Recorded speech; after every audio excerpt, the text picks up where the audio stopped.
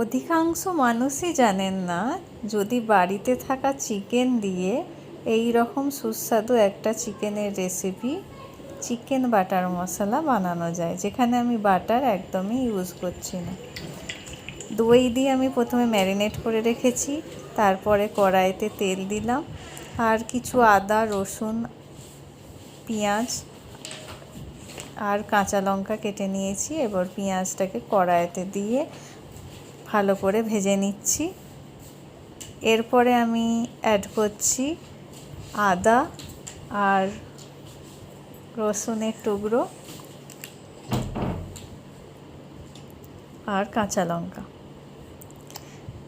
আর কিছুটা 4টে মতো আমি কাজু বাদাম দিয়েছি টেস্টের জন্য। টেস্টটা ভালো হবে, হোটেলের মতো হবে, হোটেল রেস্টুরেন্টের মতো হবে। রেস্টুরেন্টে যাওয়ারই দরকার নেই, বাড়িতেই যদি কম সময়ে এরকম বানানো যায়। তো কড়াইতে তেল দিয়ে তারপরে আমি তেজপাতা দিয়ে দিয়েছি এবং ম্যারিনেট করা চিকেনটাকে দিয়ে দিলাম। এবার ভালো করে নেড়ে তার মধ্যে লবণ, হলুদের গুঁড়ো, কাশ্মীরি লঙ্কার গুঁড়োও দেওয়া যায়। এর মধ্যে আমি একটু জিরের গুঁড়ো দিয়েছি, দিয়ে গোলমরিচের গুঁড়ো।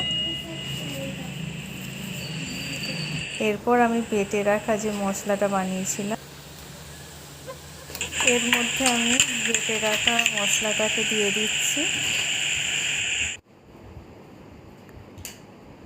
এরপরে দিচ্ছি কাসুরি মেথি, যেটা খুব সুন্দর গন্ধ আসে, যেন মনে হবে পুরো রেস্টুরেন্টে বসেই খাচ্ছি।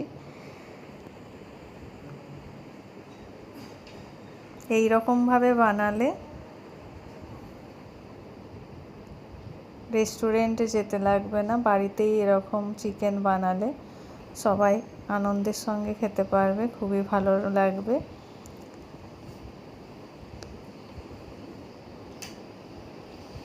দেখেই বোঝা যাচ্ছে কতটা সুন্দর হয়েছে।